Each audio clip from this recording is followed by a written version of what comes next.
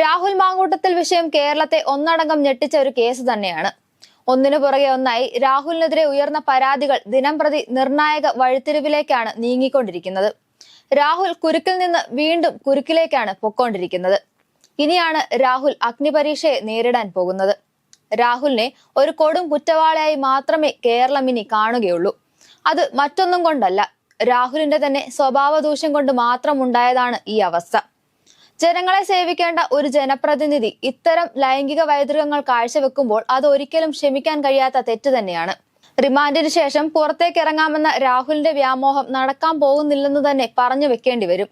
അത് മാത്രമല്ല, നിലവിലെ റിമാൻഡും അതുപോലെ തന്നെ SIT കസ്റ്റഡിയിലേക്ക് മാറ്റിയതും ഇനിയും രാഹുലിനെ കുരുക്കുമുറുകാൻ ഇടയാവുക തന്നെ ചെയ്യും. ചുരുക്കി പറഞ്ഞാൽ വീണ്ടും റിമാൻഡ് കാലാവധി കൂട്ടി അനങ്ങാനാകാതെ രാഹുലിനെ പൂട്ടുക തന്നെയാകും അന്വേഷണ സംഘത്തിന്റെ നടപടി. അറസ്റ്റിന് തൊട്ടു മുൻപ് വരെ ആഡംബര ഹോട്ടലിൽ സുഖ സൗകര്യങ്ങൾ അനുഭവിച്ച് വിശ്രമിച്ച രാഹുൽ മാങ്കൂട്ടത്തിൽ ഇന്നിതാ കൊടും കുറ്റവാളികൾക്കും ക്രിമിനലുകൾക്കുമൊപ്പമാണ് അന്തി ഉറങ്ങുന്നത്. കയ്യിലിരിപ്പ് ശരിയല്ല എങ്കിൽ ഇതല്ല ഇതിനപ്പുറം അനുഭവിക്കേണ്ടി വരും, അത് ആരായാലും. അത് മാത്രമല്ല, രാഹുലിനി പുറം ലോകം കാണണമെങ്കിൽ കുറച്ച് പാടുപെടേണ്ടി വരും. എന്നാൽ എടുത്തു പറയേണ്ട ഒരു കാര്യം, എന്തൊക്കെ സംഭവ വികാസങ്ങൾ ഉണ്ടായാലും രാഹുലിന്റെ അമിത ആത്മവിശ്വാസവും ധാർഷ്ട്യവും തന്നെയാണ്.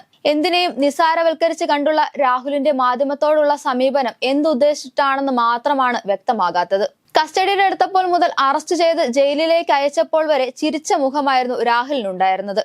എന്നാൽ ഈ ചിരി ഇനി എത്ര നാൾ ഉണ്ടാകുമെന്നത് രാഹുൽ ഒന്ന് സ്വയം ചിന്തിക്കുന്നത് നന്നായിരിക്കും. തന്റെ സൈബർ വെട്ടിക്കിളികളെ പോലെ ജയിലിനുള്ളിലും തനിക്കും പിന്തുണയുമായി ആളുകൾ ഉണ്ടാകുമെന്ന് സ്വപ്നം കണ്ട രാഹുൽ നേരിട്ടത് കടുത്ത അവഗണനയാണെന്നതാണ് ഇപ്പോൾ പുറത്തുവരുന്ന വിവരങ്ങൾ സൂചിപ്പിക്കുന്നത്. SIT രാഹുലിനെ കസ്റ്റഡിയിൽ വാങ്ങിയതും രാഹുലിനെ സംബന്ധിച്ചിടത്തോളം ഒരു എട്ടിന്റെ പണി തന്നെയാണെന്ന് പറയാൻ കഴിയും. എന്നാൽ ഇപ്പോൾ കൂടുതൽ തെളിവെടുപ്പിനായി രാഹുലിനെ പാലക്കാട്ടെ ഫ്ളാറ്റിലേക്ക് കൊണ്ടുപോകുമെന്നുള്ള വാർത്തകളാണ് പുറത്തുവരുന്നത്. തന്നെ രാജകീയമായി ആനയിക്കുമെന്ന പ്രതീക്ഷയിലാണ് രാഹുൽ ഉള്ളത്. എന്നാൽ അത് വെറും സ്വപ്നമായി മാത്രം അവശേഷിക്കാനാണ് സാധ്യത. ഇത്രയൊക്കെ ചെയ്തു കൂട്ടിയിട്ടും രാഹുലിനെ പിന്തുണയ്ക്കുന്ന ഒരുപാട് പേർ സൈബറിടത്തും അല്ലാതെയുമുണ്ട്. എന്നാൽ ഇങ്ങനെ പിന്തുണയ്ക്കുമ്പോഴും രാഹുലിന്റെ ഈ വെട്ടിക്കിളികൾ മനസ്സിലാക്കാതെ പോകുന്ന ഒരു കാര്യമുണ്ട്: സ്വന്തം ജീവിതവും മാനവും നഷ്ടപ്പെട്ട അതിജീവിതമാരുടെ അവസ്ഥ. അത് മാത്രമല്ല, അതിജീവിതയ്ക്കൊപ്പം എന്ന് പറഞ്ഞ് രാഹുലിനെ പിന്തുണയ്ക്കുന്ന ശ്രീനാദേവി കുഞ്ഞമ്മയെ പോലുള്ള സ്ത്രീകളും രംഗത്തുണ്ട്. എന്തായാലും രാഹുൽ മാങ്കൂട്ടത്തിന് ഇനി രക്ഷയില്ലെന്ന് വേണം മനസ്സിലാക്കാൻ. പാലക്കാട്ടേക്ക് രാഹുലിനെ കൊണ്ടുപോകുന്നത് ഡിജിറ്റൽ തെളിവുകൾ അടക്കമുള്ളവ കണ്ടെത്താനും അതുപോലെ തന്നെ കൂടുതൽ തെളിവുകൾ രാഹുലിനെതിരെ ശേഖരിക്കാനും കൂടെയാണ്.